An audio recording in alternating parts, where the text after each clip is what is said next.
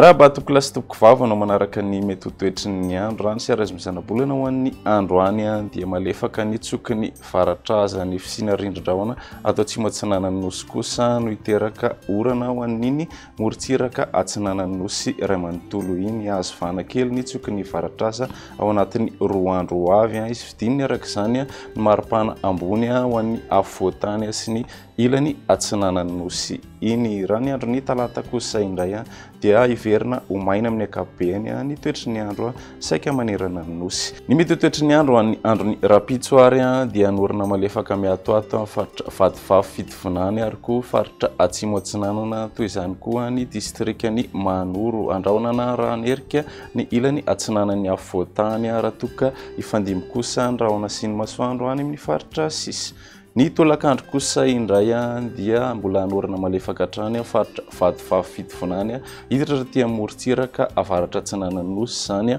andraona mety aranerika faritra alaotra mangoro sy ny ilany atsinanan'ny afovoantany raha toka ifandimby hatrany andraona sy ny masoandro any amin'ny faritra sisy. Ny maripana ho an'izay andro ny rapitso izay manodidina ny 9 ka hatramin'ny 5 degré ny afovoantany 4 ka hatramin'ny 7 kosa ny ilany atsinanana raha toka 3 ka hatramin'ny 1 degré ny ilany andrefana manodidina ny 5 degré ny maripana ambony ho an'ny faritry Betsiboka. Raha ny alatsanainy kosa indray dia norina malefaka miatoato any Antalambato sy Analanjorofo ary ny faritra atsinanana andraona mety aranerika any alaotra mangoro ary koa ny ilany atsinanany afovoantany izy kosa ny orina tandrivon-drahona vitsy manodidina ny Miandro Vazo, Morafeno be sy Ambatomainty ny Takariva ifandimy kosa andraona sy ny masoandro any amin'ny faritra sisy. Ny maripana ho an'ny andro ny alatsinainy manodidina ny 9 ka hatramin'ny 14 ny afovoantany manodidina ny 15 degré ny ilany atsinanana raha toka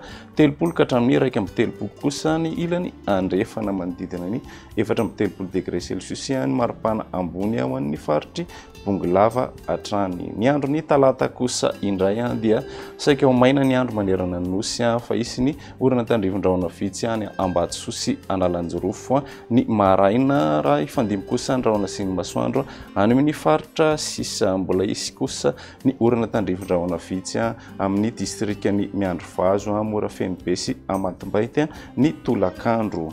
Ny maripana ho an'izay andro ny talata izay manodidina ny 12 ka hatramin'ny 18 ny afovoantany 15 ka hatramin'ny 17 ny ilany atsinanana raha toka 19 ka hatramin'ny 1 kosa ny ilany andrefana manodidina ny 13 degré celsius ny maripana ambony ho an'ny ilany avaratry ny nosy.